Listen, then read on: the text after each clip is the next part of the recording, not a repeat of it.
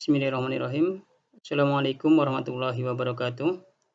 Yang saya hormati Bapak Dr. Abdurrahman MSI, Ibu Dr. Chansanah Diawati MSI, Ibu Dr. Nurfadiawati MSI, dan rekan-rekan mahasiswa Magister Keguruan IPA yang berbahagia.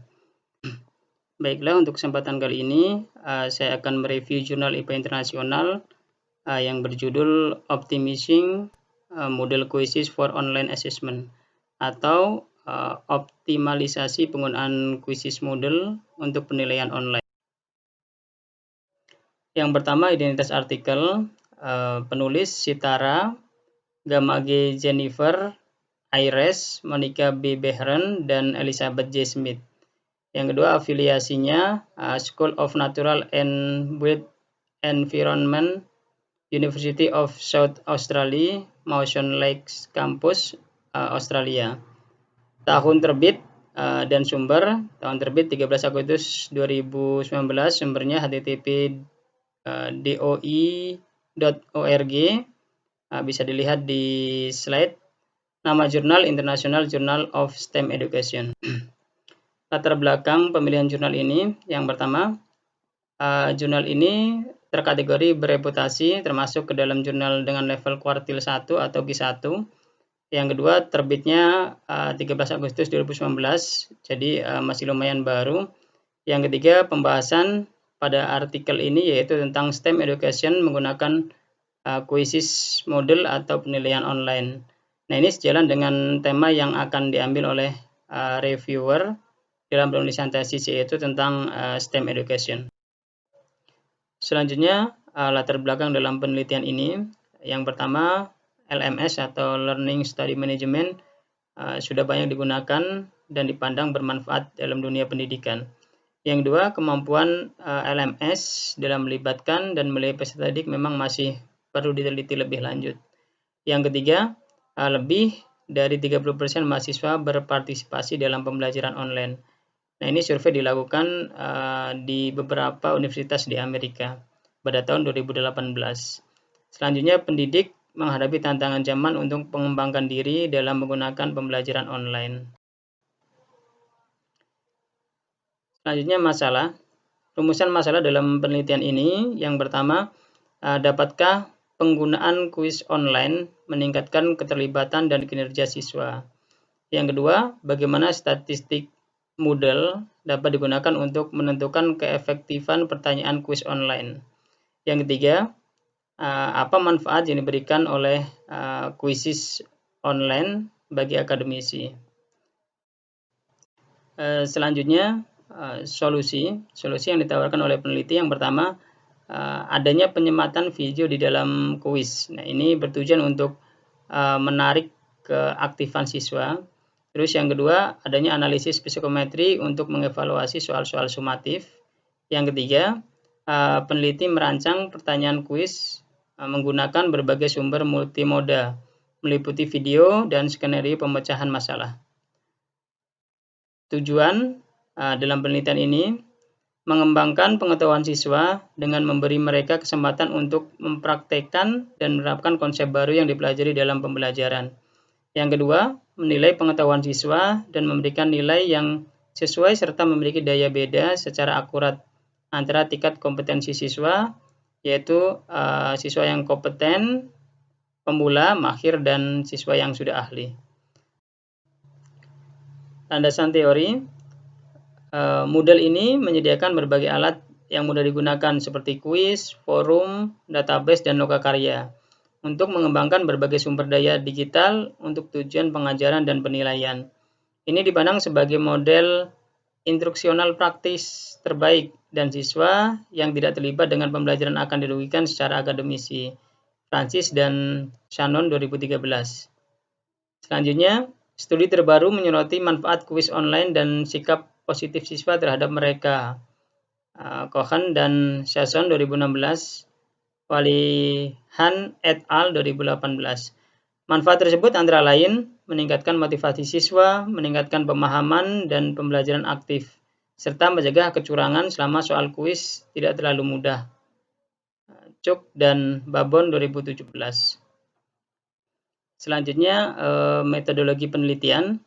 Yang pertama desain penelitian. Desain penelitian yang digunakan yaitu studi kasus penggunaan Quizzes Moodle.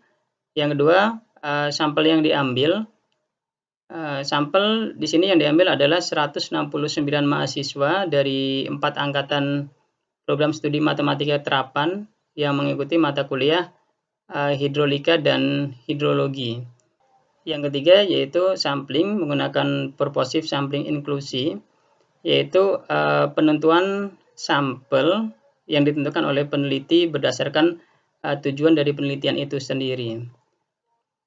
Selanjutnya teknik pengumpulan data. Jadi pengumpulan data semuanya dilakukan secara online.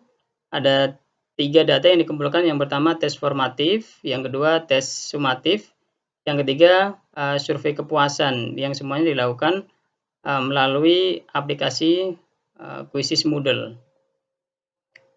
Pengumpulan data yang pertama yaitu tes formatif. Jadi peneliti membagi tes formatif ke dalam 2 set. Set pertama nanti setiap sampel atau setiap siswa akan diberikan waktu 3-12 menit untuk setiap pertanyaan. Setiap mereka selesai menjawab maka akan mendapatkan feedback seperti ini ya. Jadi di sini merupakan navigasi-navigasi yang di dalamnya isinya video.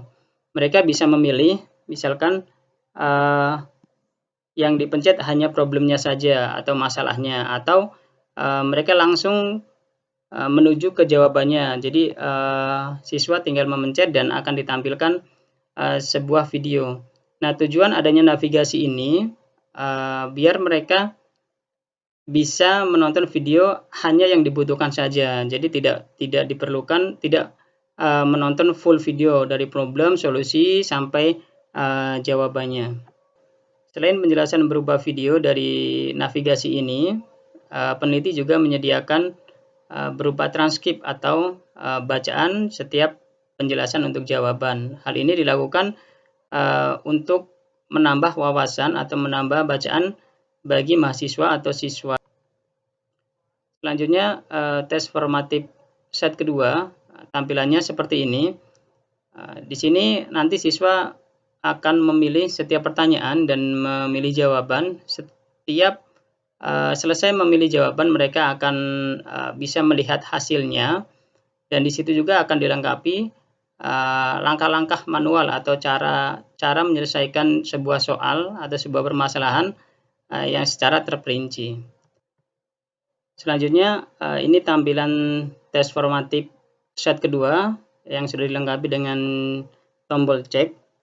Jadi para siswa nanti setelah mengerjakan, misalkan ini mengerjakan, mereka memilih jawaban yang D. Di sini akan disediakan tombol cek ya. Tujuannya mereka bisa melihat jawabannya benar atau tidak. Setelah mereka cek, mereka bisa melihat jawabannya benar atau tidaknya. Selanjutnya di sini dilengkapi dengan langkah terperinci ya, bagaimana cara menyelesaikan masalah di soal tersebut ya. Selanjutnya tes sumatif set pertama. Di set pertama ini tes sumatif memiliki batasan waktu 1-3 jam. Kuis ini dikembangkan beruntun ya, mulai dari pertemuan ketiga, pertemuan ke-6, pertemuan ke-9, dan pertemuan ke-12 dari pembelajaran yang berjumlah 13 minggu. Selanjutnya tes sumatif set kedua. Di set kedua ini dikembangkan untuk kegiatan interaktif berbasis Excel yang memenuhi persyaratan mata kuliah bagi siswa untuk mendapatkan rumus dan interaksi Excel yang rumit. Jadi nanti setiap siswa akan diberikan semacam tutorial bagaimana cara menyelesaikan masalah yang disediakan di halaman depan dari Moodle Quiz. Nah, nanti setelah 1 minggu mereka akan diujikan menggunakan tes sumatif. Nah, seperti ini tampilan tes sumatif set kedua. Nanti mereka akan memasukkan rumus di dalam kolom sel ini.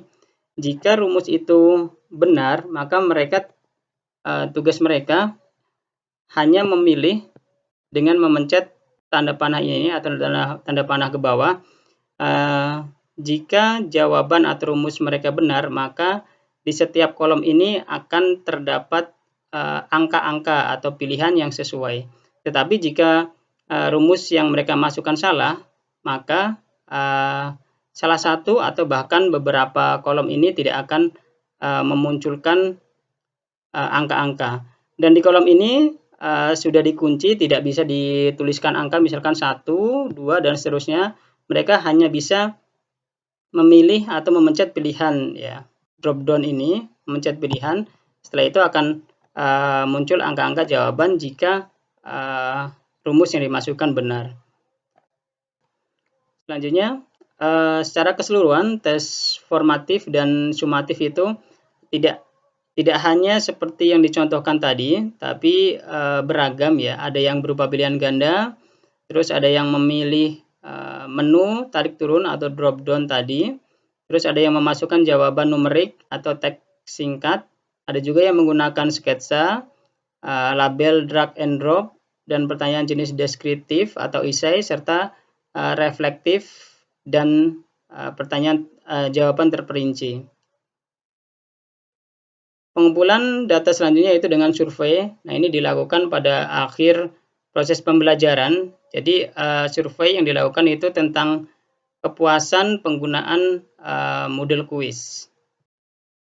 Analisis data selanjutnya yaitu data tes sumatif. Nah, ini menggunakan analisis psikometri, berbeda dengan data formatif tadi, ya. Dalam menilai kesesuaian pertanyaan untuk melihat siswa yang kompeten dan siswa yang tidak kompeten. Selanjutnya, analisis psikometri ditujukan untuk yang pertama, apakah soal kuis tersusun dengan baik dan apakah memiliki tingkat kesulitan yang sesuai. Yang kedua, apakah pertanyaan tersebut membedakan antara tingkat pengetahuan siswa yang lebih tinggi dan siswa yang lebih rendah. Selanjutnya, hasil penelitian. Di sini hasil penelitian menjawab sebuah persoalan atau rumusan masalah. Yang pertama, dapatkah kuis online meningkatkan keterlibatan dan kinerja siswa?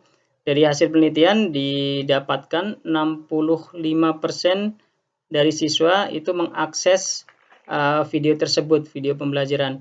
Data ini diambil dari hasil tes formatif. Selanjutnya, jumlah penayangan setiap siswa itu 2-6 kali dalam satu video. Terus di akhir pembelajaran di situ dituliskan, ya, salah satu feedback dari siswa yaitu kuis dan video online praktis dan bermanfaat bagi pembelajaran. Selanjutnya, persoalan yang kedua yaitu bagaimanakah statistik Moodle dapat digunakan untuk menentukan keefektifan pertanyaan kuis online. Nah, di sini untuk menentukan tingkat kesulitan pertanyaan, maka digunakan analisis F1 dengan target nilai antara 11% dan 89%. Dari hasil penelitian, di sini didapatkan paling besar F1-nya itu 35-65%. Ini lebih dari 30% jumlahnya. Nah, inilah bentuk statistik yang menggambarkan setiap soal sulit atau tidaknya. Ini hasil dari penggunaan statistik Moodle. Selanjutnya, untuk menentukan daya beda dan menentukan perbedaan tingkat kemampuan siswa, ada siswa yang rendah, ada yang tinggi tingkat kemampuannya, digunakan analisis DI. Nah, di sini bisa dilihat di tabel, ya, paling banyak itu 50% ke atas. Nah, ini sekitar 45% jumlahnya, ya. Nah, ini salah satu bentuk statistik Moodle yang bisa digunakan juga untuk melihat daya beda dari soal tersebut. Yang ketiga, apakah manfaat yang dimiliki kuis online bagi akademisi? Yang pertama, manfaatnya, pertanyaan kuis efektif dalam proses pembelajaran, belajar mengajar, mata pelajaran matematika terapan yang kompleks. Yang kedua, pertanyaan kuis yang dirancang menggunakan berbagai sumber multimoda memungkinkan siswa untuk memvisualisasikan skenario kehidupan nyata sebagai permulaan untuk pemecahan masalah. Yang ketiga, manfaat lain dari kuis online adalah umpan balik yang disesuaikan dan bersifat otomatis atau langsung bisa dipahami oleh siswa. Yang keempat, memerangi plagiarisme, terutama penggunaan rumus Excel. Jadi sebelum digunakan model ini, penggunaan rumus Excel itu juga bisa digunakan menggunakan Excel, tetapi peneliti menjelaskan jika menggunakan aplikasi Excel maka akan mudah di-copy dan dipastekan ke mahasiswa yang lain. Tetapi jika menggunakan model ini, maka tidak akan bisa di-copy dan dipastekan. Kesimpulan, penelitian ini menemukan bahwa quiz model bisa digunakan untuk menilai kompetensi siswa secara otomatis dan memberikan umpan balik secara langsung. Quiz model juga yang disiapkan dengan cermat dapat melayani siswa dengan tingkat pengetahuan yang berbeda dalam disiplin ilmu.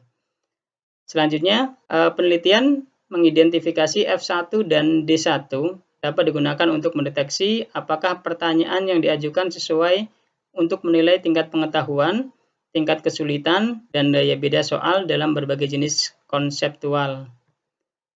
Selanjutnya, studi tersebut menunjukkan bahwa FI dan DI harus digunakan bersama untuk memastikan indikasi yang dapat diandalkan tentang pertanyaan yang bermanfaat dalam mencapai keberhasilan pembelajaran akhir. Salah satu kelemahan penelitian ini adalah sampel atau hasil yang didapatkan hanya berdasarkan pada mahasiswa yang mengikuti mata kuliah tertentu. Ya, walaupun menggunakan 4 angkatan sebagai sampelnya. Karena menganalisis hasil penelitian dari beberapa mata kuliah matematika terapan perlu diselidiki untuk mendapatkan hasil yang lebih baik. Mungkin itu dari saya, mohon maaf bila ada yang salah. Saya Iri, wassalamualaikum warahmatullahi wabarakatuh.